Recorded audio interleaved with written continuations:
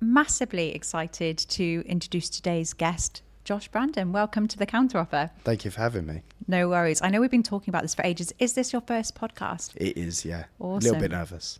Don't be nervous. I said this to you beforehand that I am actually probably always more nervous than my guests. So don't worry at all. Now, I always ask people probably quite a difficult question at the beginning of the podcast. I always say, what is your purpose? And someone asked me this the other day and I thought, what on earth? What is my purpose? So if I was to ask you off the cuff, what is your why? What would that be? I would say what drives me is probably now my wife and daughter. They're my biggest motivators. How old's your daughter? She's 5 now. Yeah. Nice. Yeah. So when you're going through the days of recruitment, your kind of always undercurrent is your kind of driver, would you say? Yeah, 100%. Don't get me wrong. There's half of it's my family. They're what drives me. Yeah. If we're talking about Qualiteach as a business, I think that what really drives me there is being recognised as one of the best in what we do. Yeah. It's not necessarily about being the biggest. That's never really interested me. But if our schools, our candidates and our team internally, if they recognise us as being one of the best, then I see it as a job well done. Yeah, absolutely. And actually, I think for a lot of the listeners who are listening to this, Qualiteach is extremely well known as a competitor for any education recruitment company out there. But what's really fascinating, I think, is your story. So you are probably the youngest recruitment owner I've ever had on the podcast. He's like, don't tell them my age. And you started Qualiteach, 9 years ago? Yes. Yeah. Tell us a bit about, because there'll be a lot of people sort of in their early 20s thinking about setting up on their own. How does someone so young get that kind of courage to set up on their own? Can you tell us a bit about the beginning of the kind of formation of Qualiteach? Sure. So I left school and went to work for a teaching agency. I was there for about 3 years. And following that, I went travelling. Upon returning from travelling, I went to work for a construction recruitment business. And I was there for about a year. I did enjoy it. I did think it was a good market, but it just wasn't really for me. I missed how fast-paced education was. Construction's all perm recruitment, so it was quite slow. In comparison anyway to construction recruiters, it might be a decent pace. Yeah. How did you do in construction? Were you a strong biller? Or? I think like any new consultant to a new industry, it takes time to find your feet. But once you find your feet and you're confident in what you're doing and you've established yourself, I do think it becomes easier. So I've done it for about a year. I missed education. I missed how fast-paced it was. And it led me to a conversation with the MD of that business. And he knew I had an education background. He knew it's what I wanted to do. So he actually gave me the opportunity to set up Qualiteach. That's amazing. Yeah. So you must have done well in construction for him to think, this guy is someone that I want to essentially invest in to start up. Were you scared? Like, that's quite a big thing, starting a new company in education, having only had like a few years experience. It was, but I tried not to see it that way. I tried to see it as I was just starting a desk and I had a lot of guidance around me and support around me. So I just tried to see it as you're starting an education desk and just see where it goes. And at the time as well, being as young as I was, I didn't have any responsibility. Yeah. So for me, it was worth the risk. Yeah. And how many roughly in the company today? I would say we're circa 35 people now. Amazing. And you've expanded throughout the UK. I mean, you're now present in Manchester and Leeds, yes, as well as London. And you've got some great billers there. Now, you're still a boutique company in the sense of like, you are privately owned. You've got your own kind of presence there. What are the challenges of being a boutique company? Because you see the big competitors out there, the big corporate companies. What are the challenges that you face?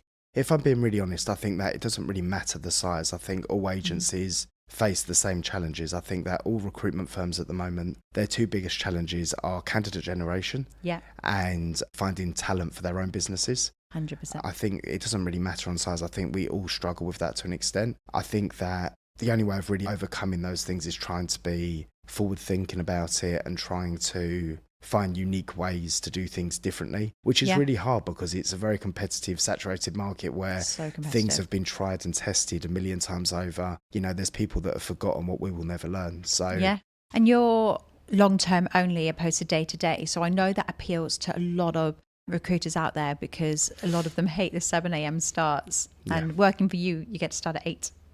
Which it sounds small, but it's such a big thing because we were talking about that work-life balance piece beforehand. So what makes you want to do the long-term piece opposed to the supply day-to-day piece? There was a few different reasons. So my background was special educational needs. And what I found was working with special schools is that the students really didn't like change. They needed familiar faces. They needed continuity. So it just got me really thinking about what I wanted for the business. I don't think that day-to-day is great for the schools. I don't think it's great for their students. I don't think it's great for our agency workers either. Just not having that guaranteed income that they need. So, and also I didn't want the 6 a.m. starts. Being truthfully honest and, being a bit selfish about it. So when I set Qualiteach up, I thought, do you know what? I'm going to avoid that. I would rather just focus on the long-term and permanent side of it. There is also a commercial aspect to it as well, which is day-to-day is really hard in this market. Finding candidates that can go to a school that are suitable, etc., etc. Yeah. To do a day-to-day morning without upsetting anyone in the process can be quite difficult. I don't think it's a great way to start the day for many people, to wake up early and... Oh, it's horrific. Honestly, I shouldn't say this because a lot of the clients that I work with do day-to-day. And after doing it for years, I'm sure that I would be looking a lot younger here right now if I hadn't done those early morning starts. And it's like, I agree with you. I think having an unknown face coming into a school at 7 a.m., that last minute, like it can become transactional. And I always talk about this because I don't think education is transactional and it's clearly not working for you guys. Because we were talking about this as well, like one of the key things that you think to be successful in education recruitment, you were saying was relationships, right? 100%, yeah. So how do you teach your consultants to build relationships with people? Because some people will have come from that more transactional education of like, let's get a TA in, let's get a teacher in, morning, just get someone in, just send me a body. And it's like, it's horrific. Yeah. It's kids. You're dealing with kids here. So how do you help people build those relationships who may be coming into it with a little bit of experiences? It's hard to say. I think that it's about the way that our consultants approach their clients. I think that it has to be done in a consultative way. It can't be done in the typical sales way of, what do you need? What can I get for you? Take this TA. This is what they've done. I think that a lot of groundwork has to go into it first. I think that a lot of time has to be spent understanding the client, understanding the needs of their school, understanding the needs of their kids. Yeah. Once that understanding has been made, business can be done. But I just think that, especially where every school is so unique and every demographic of kids is so unique, and making sure that you're really going to get the right person, I think it has to be done professionally. Yeah. And has to be done. And don't get me wrong, it is a slower burner and other agencies want deal. But I think that building a good foundation is ultimately the long-term game plan. Yeah, 100%. I think one thing that someone called me the other day, I was telling you about this, and they said, I'm struggling at my current agency. I don't want to leave, but I don't know how to get my days up. I don't know how to build the revenue. So I said, what objections are you facing? They said, someone always says to me, we don't use agencies. And I said, well, what are you saying to them to get that objection? They were like, I just called them and I say, I've got some really great staff at the moment. What would you say to that person? Do you think they're doing the right thing by saying, I've got really good teachers, I've got really good TAs? Do you think that should be the basis of a sales call? No, because for me, it makes it about them rather than the school. I think that if the calls were approached initially about fact finding, relationship building, finding out about the school, finding out about the students, finding out what their biggest challenges are, understanding the school properly, maybe even arranging a visit so you can get some face-to-face time with that client. This is what I mean when I say it's all about relationships. And I've even said it, even if you were an average consultant, if you've got a strong relationship, the school or the client are more likely to use you over a really good consultant that has put no time into the relationship. And it's just because people like to deal with people that they like. So true. And I think it comes down to communication as well, right? Probably me. There's probably times you and me could have fallen out, right? But we've always communicated. I think if you've got that relationship, you can get through anything. And I think a lot of consultants, when something goes wrong with the school, something doesn't go right, they hide. They're like, I'm not going to call them. I'm not going to speak to them. I'm not going to they go away and they kind of go a bit silent, which we're all tempted to do sometimes. And it does come down to that relationship, that communication. It's so true. So, one of the things I really think is quite inspirational about you is not only do you run the company, but you're also running a desk sometimes. Like you'll happily hop on and you're that. Most people work for a company where they never get to meet their owner, whereas you're there every day. They can see you. They can chat to you, they can call you, you've got that approachable technique. And that is one of the reasons I know why people like working for you. So with that in mind, what would you say has been the hardest thing that you've learned? Because you know that you've got a good reputation, but what has been difficult that you've had to overcome and learn? Because we all make mistakes, right? Yeah, of course. Oh, well, just for clarity, I don't run a desk. I did for years. I think that there's been a bit of a move around recently. And whilst we're waiting for someone to join the team who we're really excited about, I'll be stepping in, which I'm actually excited about. I'm excited to be back on the desk with the team and seeing the way people work and for them to be able to see the way that I work. So the challenges that I've had, I think it's fair to say, or mistakes, I guess, I've had a fair few. Starting the business at 22, I think that mistakes were always going to happen. I would say the two biggest mistakes I made, the first one being is that I tried to grow too quickly. Yeah. And I didn't realise the importance of growing a business organically. I would say that the second thing was not investing heavily enough in back office. I think that whilst it's great to have a good sales team, unless you've got good back office, it doesn't work. You know, we're now in a place where our back office are brilliant and they really complement our sales team. So yeah, that was the lessons I've learned. I love that. I think one of the things that people have said that they love about working for you, you know, I've spoken to people over the years, is that they get the sense that you really do care about them, like you care about your staff. And that, how does that serve you? And when does it not serve you? Because sometimes when you really care about your staff, it can sometimes have its issues, right? Like when you can almost care too much. Do you ever feel like that? I think it's definitely had its issues. It definitely makes it harder to have those difficult conversations that you need to have at times. And it also makes it very hard for, I suppose, in a way, boundaries to be in place. But I also think when you work with people for such a long amount of time, it's hard to not have it. Yeah, because you got to remember as well, the business being 9 years old, we've had people that have been with the business 6, 7, 8 years. So they've been a part of that, not just my journey, or their journey, but the whole company's journey. So, you know, there's so much has happened, not just professionally, but also in all of our personal lives. We've all had kids or had partners or bought our first houses. And we've all been there to experience that for each other. So yeah, it has its challenges, but I think at the same time, I wouldn't want it any other way. I'd rather be like you than someone who doesn't care, because you can tell, and people want to work for people. They want to work for someone real. And let's face it, we see people that we work with more than we see our loved ones. So it's like, if you don't like and care, then why would you want to work for that company, right? So no, I completely agree with that. And sadly, as we all know, being manager or owning a company, you're not always going to be liked. It's just the nature of the game, because it is a professional piece. And it's like, I used to struggle with that a lot, and it certainly has its challenges. Because you know education recruitment pre-COVID, during COVID, after COVID, how has education recruitment changed in the years that you've worked in it? Oh, so much. I would say that, well, I started in 2010. Yeah. And at the time, the market was really buoyant. So there were a lot of candidates, there were a lot of vacancies. I suppose the biggest challenge for consultants at that time was convincing schools to use you over your competitors. Now, I would say that there's obviously a real shortage of candidates. Yeah. There's a vast amount of opportunities. And I suppose the market's changed in the sense that if you've got a strong pool of candidates, you're able to really tackle the market and win business. Yeah. I mean, don't get me wrong, you still have to be talented and be willing to put in the work. And nothing ever comes easy. No. But that's how I'd say it's changed a lot. I think people, I suppose there was COVID-born recruiters, and I think that they're feeling the reality of recruitment at the moment. They really are. And I'm seeing a lot of people who thought it was a lot easier. And it's been a tough September for everyone, right? And I think a lot of people are deciding whether they want to be in it or not. What would you say to this question? Like, say I'm a recruiter and it's September and I'm finding it really difficult, not hitting target. What would you say to me to help me decide whether I want to carry on or not? What would I say to you to decide? That's a tough one. Will it get easier? Yeah, I think everything gets easier over time. But as I said before, I don't think anything comes easy. I think that if you really want something, you've got to fight for it. I mean, it has been a really tough September. I think that's been, you know, that's been seen through the whole industry.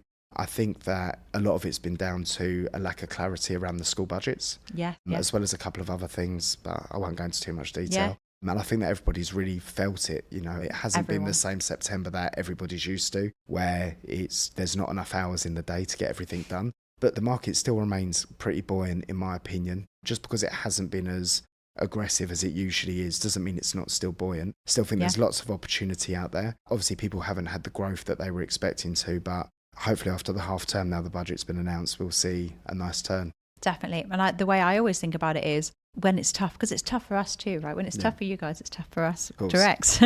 So I always think like this is a time that my competitors might quit. And if I carry on and keep going, then it's only going to get better, because if I'm finding it hard, they are finding it hard. And I think especially in education recruitment, we convince ourselves of like, and I do this, I always say, well, no one's looking. No one's looking. No one's going to use me. There's no staff. And you convince yourself of these crazy things, but there's always going to be people looking, and there's always going to be schools that need. And it's like everything that you said there about getting the relationships, those will survive during the tougher times. And I think that's great. And I know that big part of your business model is essentially not just getting 5 days or one placement on the board, it's increasing in the same school, right? Yeah. So how would you, I mean, you've seen from Erect to Rec, me trying to sort of build a relationship with you guys in the same way you would try and build a relationship with a school.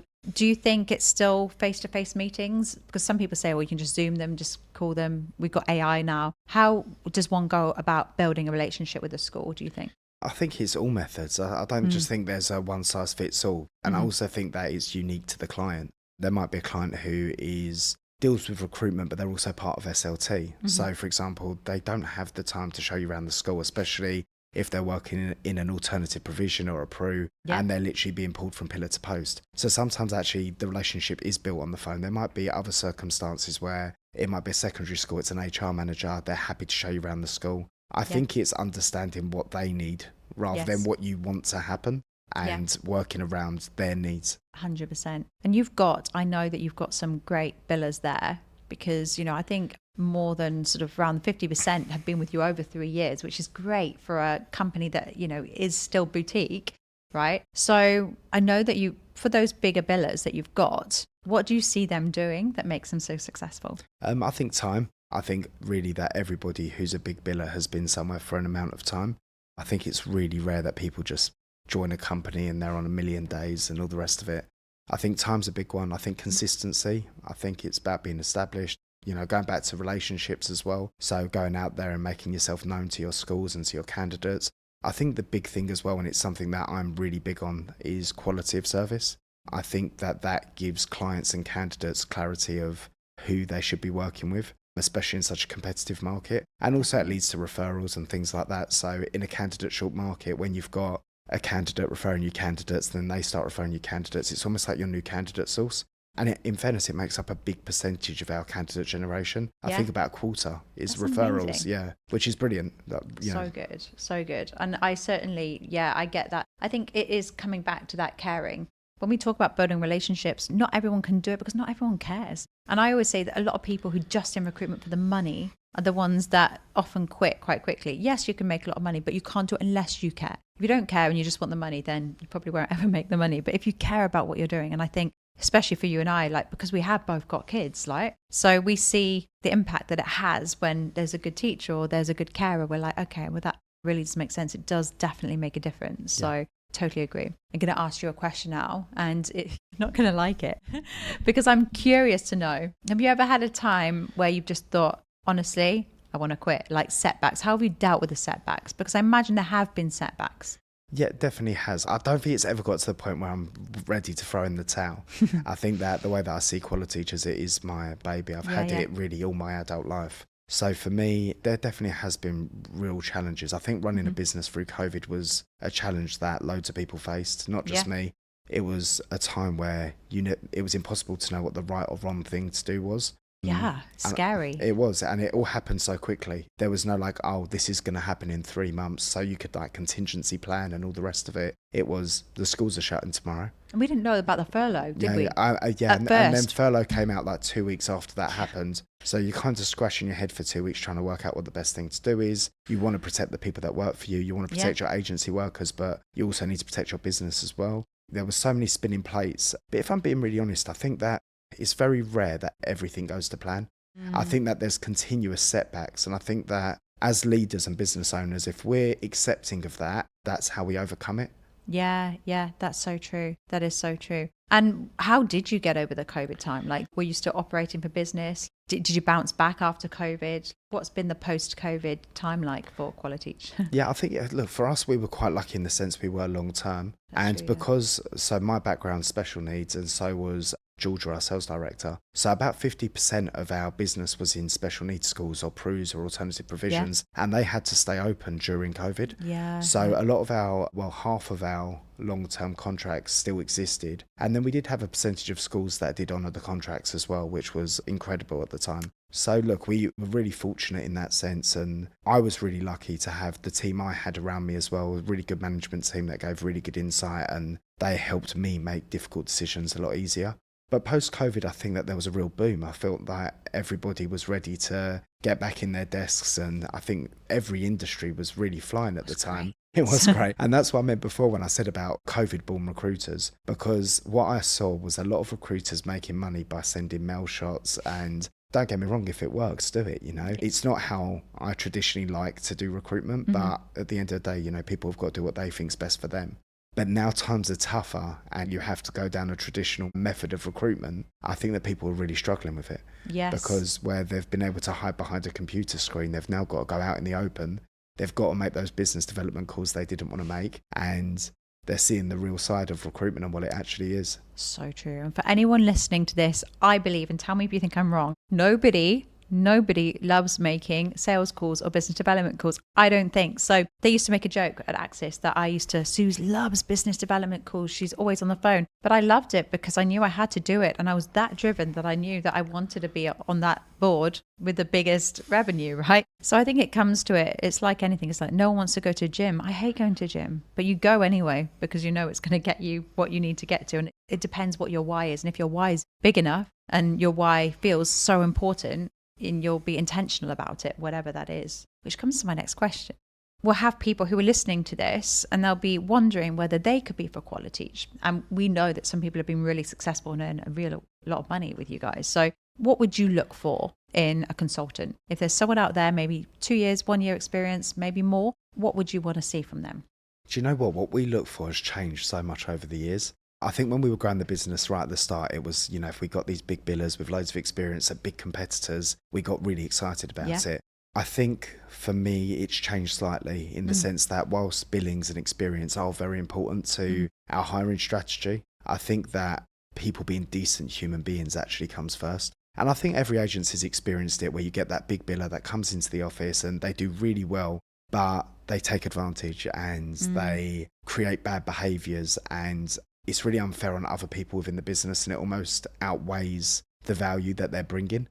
Because, you know, for example, if they're teaching those bad behaviours and they're taking advantage, one, it's impossible to manage. Secondly, the less experienced billers or less experienced consultants, let's say, they're learning bad habits. It hinders their growth. And then from another aspect as well, it's really harsh on the management team because their behaviours and their actions and where they're taking advantage completely undermines the management and leadership team. Yeah. So it just creates a bit of a mess. And that's why I say, you know, decent human beings is probably the priority, because we've had these experiences and actually these big billers that come into our business, it actually pushes us backwards. I would say as an overall, because I know I went around the houses a bit there, I think that for me, if people are decent human beings, they're ambitious, they want big earning opportunity, so I should say earning potential, earning potential, career progression, and they buy into our vision as a business, they're probably good for us, you know.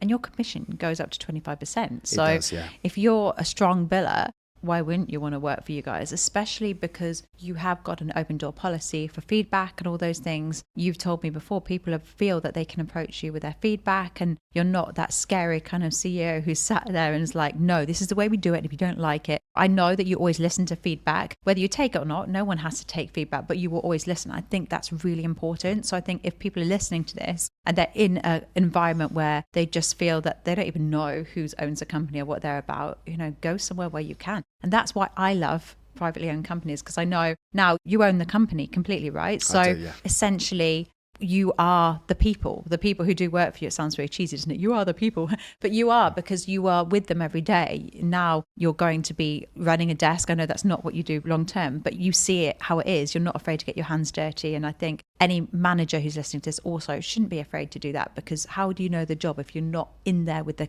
team every day and you're not seeing them do the role? So of course, completely agree with that. So there'll be lots of people, maybe those who work for you, hopefully not, who are listening to this, who are thinking about maybe doing their own startup company. And you and I both know, because I would have done it myself if I thought it was easy. It's not that easy. So what would you say to those people who maybe don't realize the challenges that it has starting up on your own? As in advice, or Yeah. just, I don't know, I'll say that's probably a few things that if I went back, I wish somebody said to me. In fairness, they probably did, but I thought I knew best, so I just ignored them, being honest. I would say that the first one is, it's better to have a small successful team over a big and average team. Yeah. I would say that have enough money to float yourself for your first 6 months. I'd also say that the first 6 months to a year is going to test you in every possible way, and just to keep pushing forward.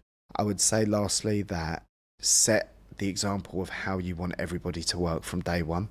That's a real biggie, and I think that has to be done from the top, and it will trickle down. Yeah, I love that. And I think those are really good things. And I would add to that, it's the credit chasing, right? You've got to be on credit control. People forget that it's not just the sales and the schools use you. It's the ladder meetings, the safeguarding, all that comes with education. And I think a lot of people think that starting up on your own is easy, but it's not.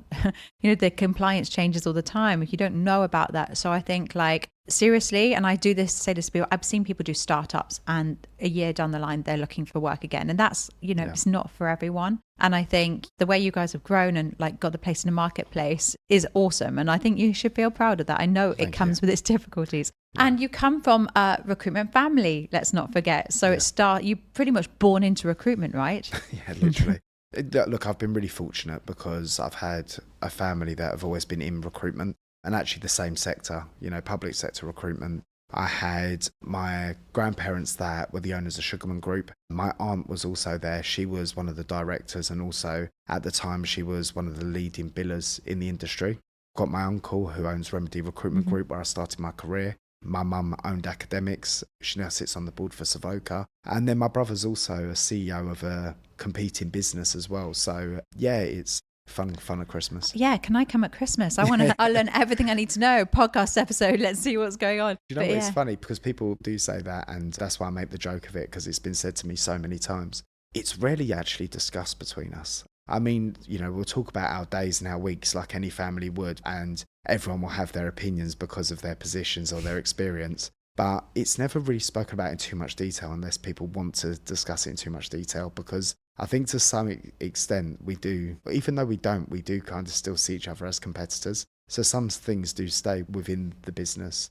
There's certain things I wouldn't talk about at the dinner table, no way. And the same way they wouldn't either. So no headhunting from each other or anything like that? No, there's a no poaching agreement unless someone wants someone. No, I'm only joking. Yeah. No, that's so funny. I've always been fascinated by that, because I think you guys are quite well known just as a family. It's almost unheard of that a family of 3 generations would all be in recruitment and successful, especially within the education field. So yeah, you literally have been born into the role, but you've made a success of it in your own right. And I think that's awesome. So tell us something, what do you get up to when you're not recruiting? So you've got a family, you've been doing quite a lot of charity work as well, like the half marathon. Yeah, so the half marathon was May. Yeah, it was May. Yeah, so that was an experience. I've never really been one of these gym freak fitness guys.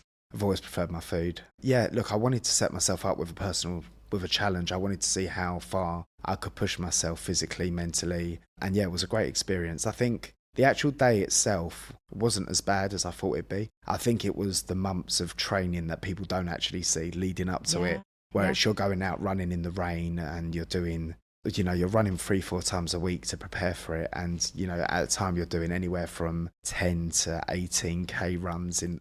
But it was good training, and it's unfortunate I stopped doing it because it was actually great for your head. It was great for your mental well-being, and it just put you in a really good place. Other than that, you were exhausted, so you didn't really have time to worry about anything. So true. great for the mental health. And I think one thing that you mentioned there was really interesting, the stuff that people don't see. Yeah. And I think that's true also of management and running an education recruitment consultancy, especially if you care about the people. I bet there are times that you have to make decisions or do things that you can't explain to people because of personal reasons or professional reasons that you can't explain. And there's so much that goes on behind running a recruitment agency that you can't tell people, whether it's decisions people don't agree with or things that you have to do because of compliance issues, anything like that. And I think there's a lot to be said about that. And I'm very inspired by the fact you did that, especially if it's not something that you do regularly. And I know Definitely you raised money as well. Yeah, it was about $3,500 for Mind, which was, I was really proud of that. I'm really grateful for the support I got from it. It was a really good experience. To anyone that hasn't done it before, I'd definitely recommend it.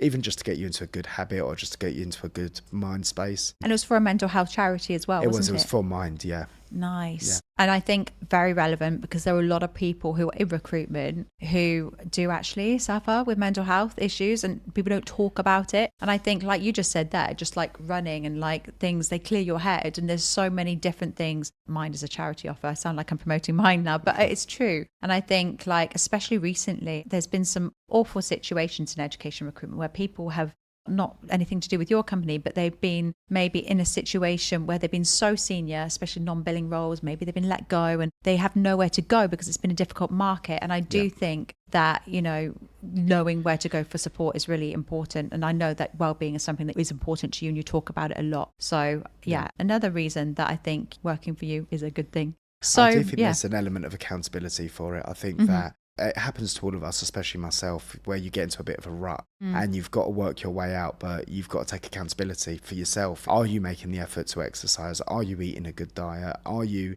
sleeping well?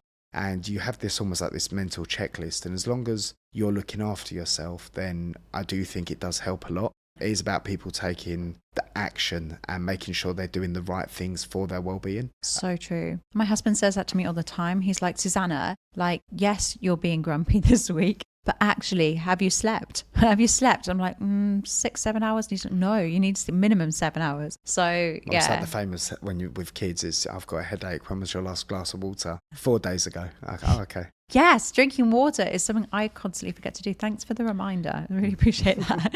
But so there will be people listening to this and they will want to reach out to you. They might want to say they enjoy the podcast. They might want to work for you. How can they contact you? I would say the best way is just via LinkedIn.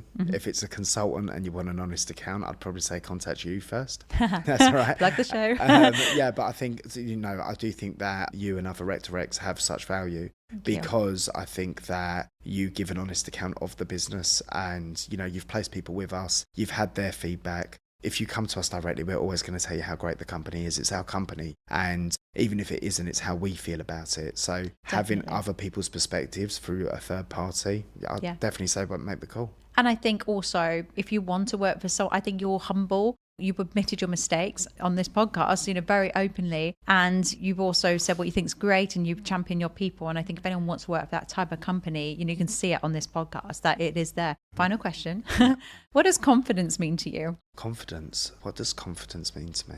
He didn't know this question was coming, so no, he's like, thanks, Suze. You've really caught me off guard. Confidence. Yeah, because it takes a lot of confidence and courage, if you like, to do what you've done, to set up and go outside your comfort zone. So how can other people have that element of go-get? Let's use that, get-go. I think you've really hit the nail on the head with what you said. I think that it's pushing yourself outside of your comfort zone. I think if you're always willing to do that, this podcast itself is, for me, is so outside of my comfort zone. Even as a business leader, I consider myself to be a bit of an introvert, quite reserved. So to be here and talking, I've been nervous this whole time. But I think that to push yourself outside of your comfort zone with things like the half marathon, doing things that you wouldn't usually do, I think that's how you gain more confidence and also self-belief in yourself. I think that's huge because I know that a lot of people struggle with, especially in today's world, struggle with self-doubt and things like that. And I think that actually people are capable of a lot more than they believe they are. I think once people put their mind to stuff and they work towards stuff, they start to see it a lot more. So just keep pushing.